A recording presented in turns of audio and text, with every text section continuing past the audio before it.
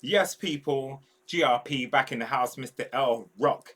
And I'm just bringing out the nerd side of me. But today, we're looking at the evolution of Terminator movies from like 1984 to 2022. And it's from a guy's channel called Cussin. And yeah, check it out. I'll leave the link in the description. And he does loads of facts and stuff about movies. And I just thought it was interesting. I haven't actually seen this yet, so I thought this is something I want to have a look at. So without further ado, and let's waffle.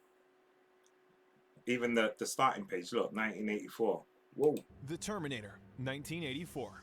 It's been more than 3 decades since a naked Arnold Schwarzenegger first brought us the nearly wordless Cyberdyne Systems T-800 Model 101 in the James Cameron You can see the directed difference, The Terminator, back in 1984. Do you know what was the most shocking thing about this movie was? Arnold Schwarzenegger worked with guns every day for a month to prepare for the role. The first 2 weeks of filming, he practiced weapons stripping and reassembly blindfolded until the motions were automatic, like a machine. He spent You know Arnold would do stuff like that. You know it. Look where I've paused it as well. Look, the you know that was green screen. How far we've come. hours at the shooting range and practicing with different weapons without blinking or looking at them when reloading or cocking. He practiced different moves up to 50 times. Truly incredible.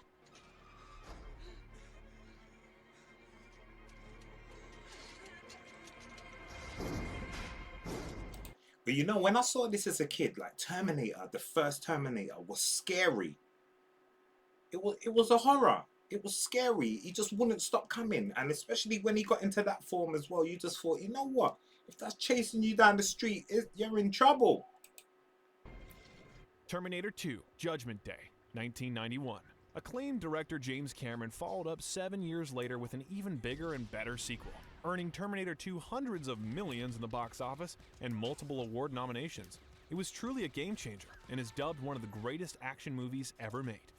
See, some people don't like Terminator 2 Judgment Day, but I thought it was brilliant. Like when I saw the T1000, that was me. Interestingly enough, the foreign distributors eagerly signed up for this film, even though it had more than 10 times the budget of the original film, making it the most expensive film in history at that time. And that's not all. Working with the notoriously perfectionist James Cameron was so hard on many crew members that they started wearing shirts saying, "Terminator 3, not with me."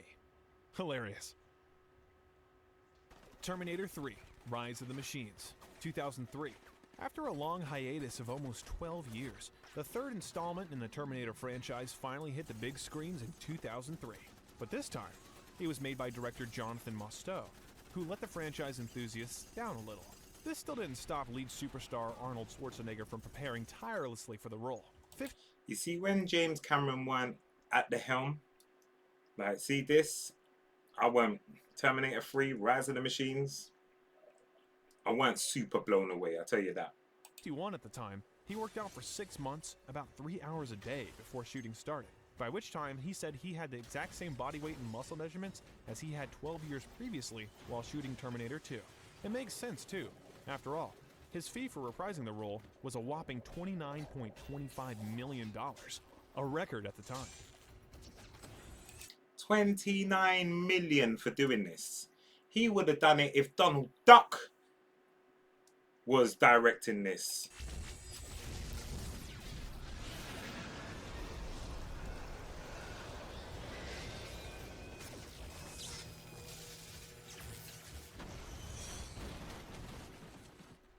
Terminator, The Sarah Connor Chronicles, 2008. This was an odd entry in the Terminator franchise. Terminator, The Sarah Connor Chronicles was a television series launched in 2008, picking up the story of Sarah and John Connor following the events of Terminator 2. Series producer Josh Friedman considered the series a separate timeline that ignored the events set into motion in Terminator Did anybody watch the Sarah Connor Chronicles? I didn't watch it.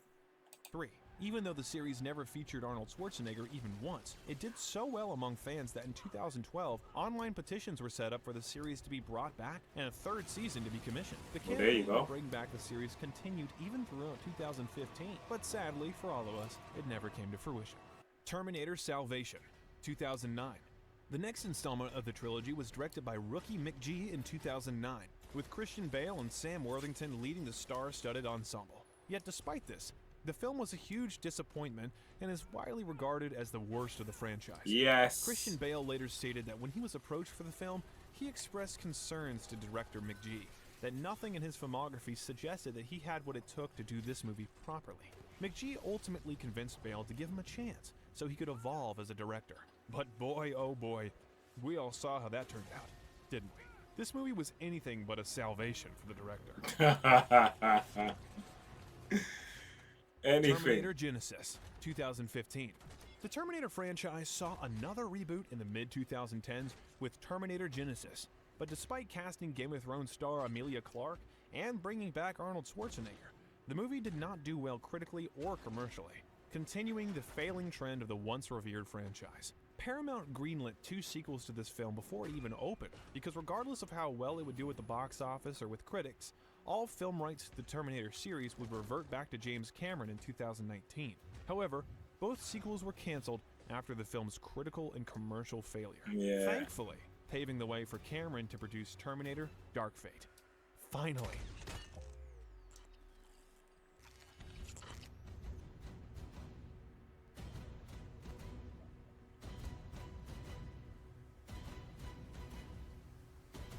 Terminator Dark Fate, 2019.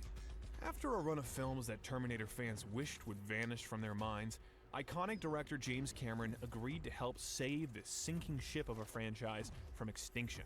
The film, according to James Cameron, is a direct sequel to his own films, The Terminator and Terminator 2.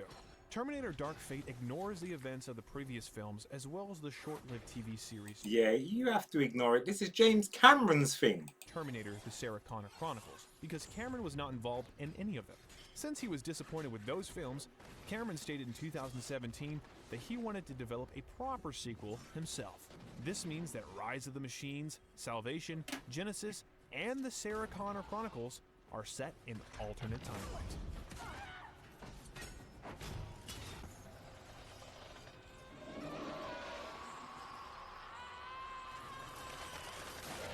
Hey. Well, it would seem we've come a long way. We've come a long, long way. But yeah, I didn't mind the last one, but Terminator 1, Terminator 2, the greatest of all time. But if you think different, let me know. And I'll see you on the next one. Please like, share, and subscribe. Peace.